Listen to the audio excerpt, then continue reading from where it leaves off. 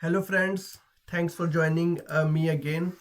And today I wanted to show you the GIRR Vega calculation, Vega risk charge calculation. So it is part of FRTB regulation, and GIRR means general interest rate risk, and part of it is the Vega risk charge. And in the Vega risk charge, it is only applicable for instruments which have a non-linear payoff to the underlying. Okay, for example, like options which have non-linear payoff, and because option payoff can be may not have one-to-one relationship with the stock price, and same with the callable bonds. So callable bonds have underlying optionality.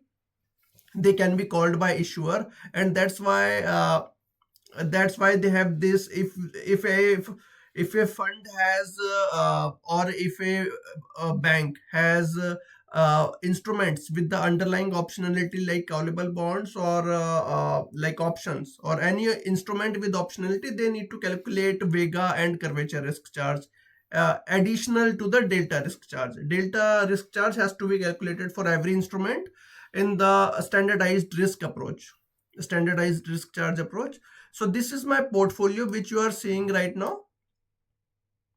So this is my portfolio, and it has three options in it. Okay, it has actually more securities in it, but I wanted to show only you the Vega risk charge because it is the most complex risk charge actually.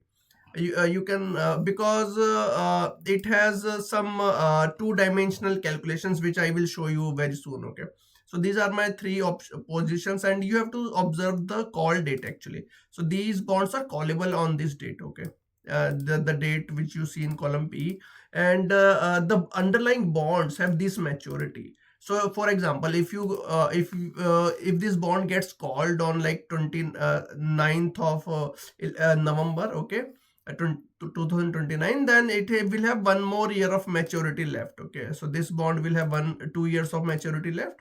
This will have like more than 1 year of maturity left. And so let's dive deep into the calculation. Okay, and so I have my three bonds. Okay, and so one more important thing, in the GRR Vega risk charge we have two dimensions, not one, for the risk factor actually.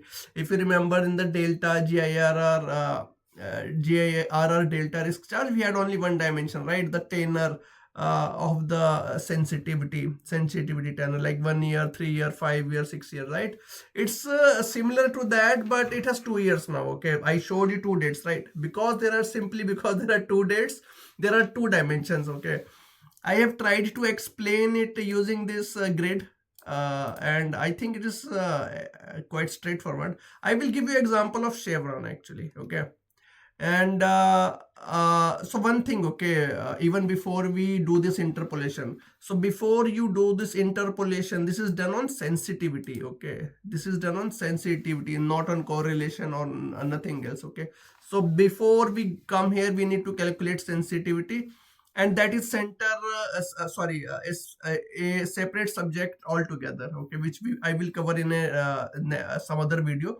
But assuming we have sensitivity available with us, we can actually split the sensitivity across different tenor points of the option maturity and the underlying residual maturity of the underlying. Okay, so see the two dimension here. So this dimension is for your residual maturity of the bond. Okay, how much maturity of the bond remains after the call date, and this is the option maturity. Okay, it is the option maturity. Okay, let's see how the Chevron works. Okay, so this is the Chevron, and you see it has a call date on like 1st of March. Okay, 1st of March if you see.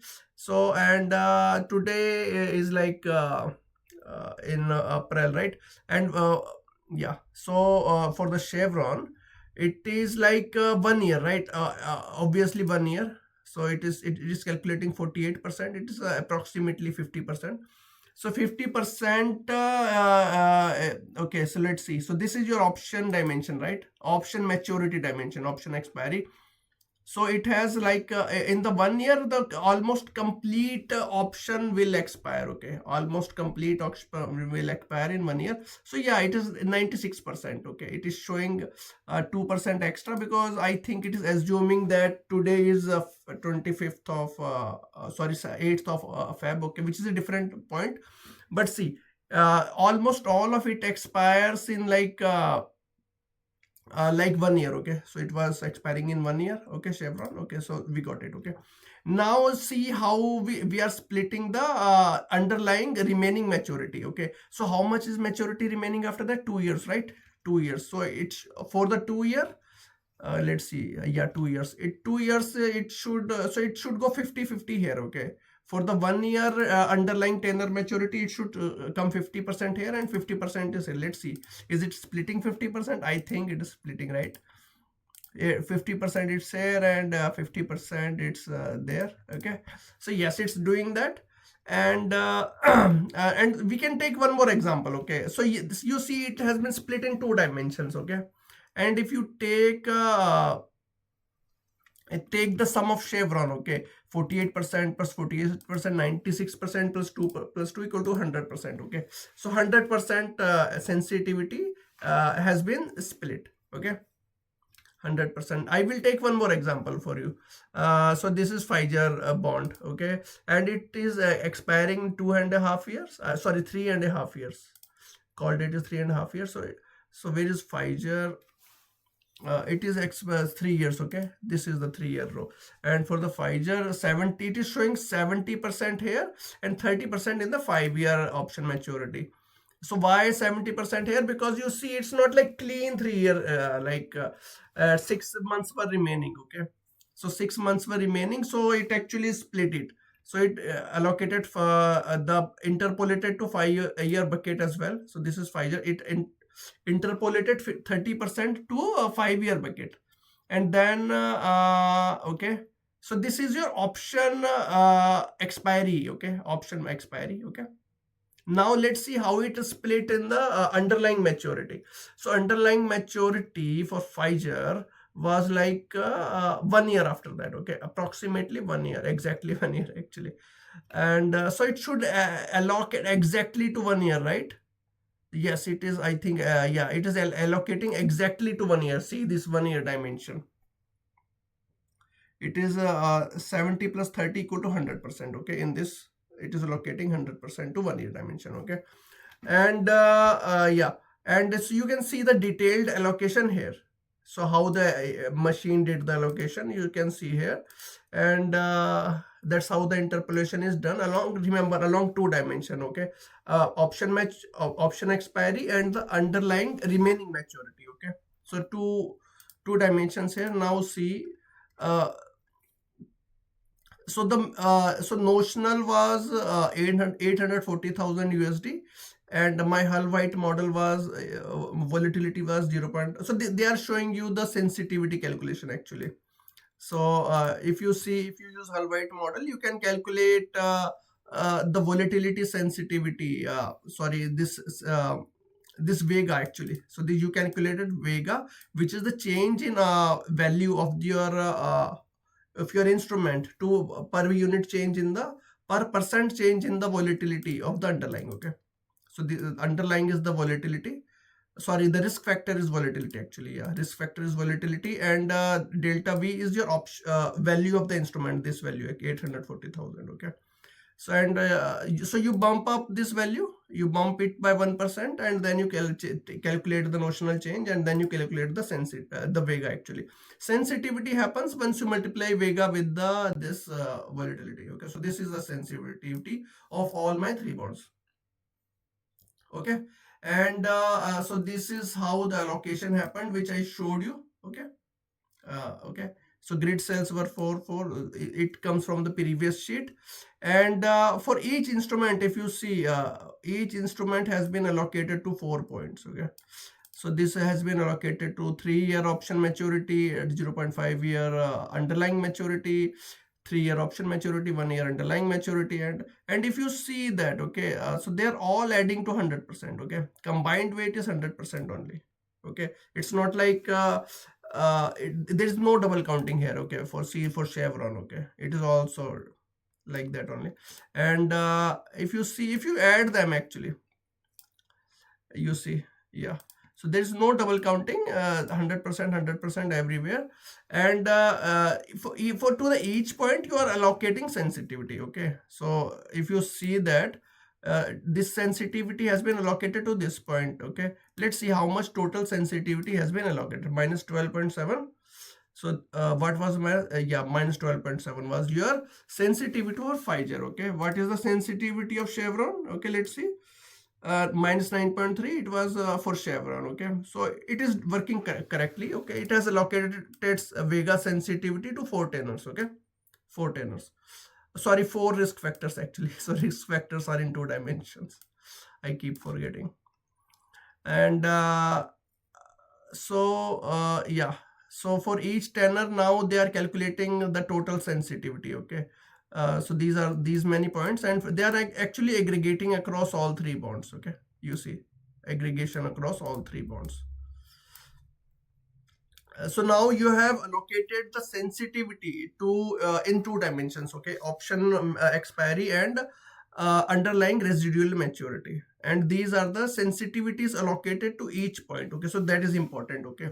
In the next step we will calculate correlation between these points, these 2-dimensional risk factors, okay. You see this is actually a risk factor, okay. This is also a risk factor, okay. This is also a risk factor. This is, so this is different from GIRR Vega, sorry, GIRR delta, because they have a 1-dimensional risk factor like 1 year, 3 year, 5 year, right. It is different from that. So that's what makes it complicated. Now we move on to the second point. Sorry, correlation calculation, so which is important, okay. If you have seen my previous post, if you see that this this factor, okay, 1% for calculating correlations, okay. If you see that it is so it is 1%, it is very low. So decay, it is called decay factor, and because of that, if you see, the correlations are very high between different points, okay. So these are correlations, and they are very high between the different points. If you see between this point and this point, I am calculating correlations, okay, between this factor and this factor, okay. I am calculating. So this is the formula, this is the regulatory formula you will find in this text, okay. You will find this text, and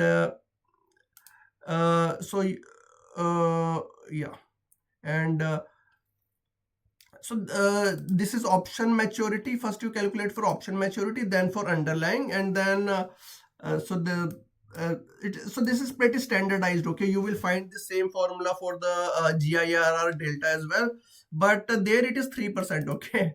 So so this correlation turns out to be way less, okay, way less. It is higher here.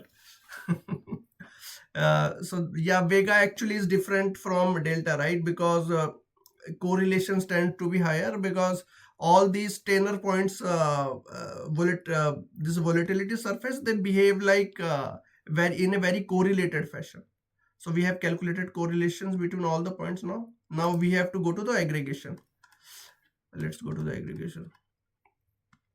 And so yeah, so we did this last time, okay. We have already done this, okay.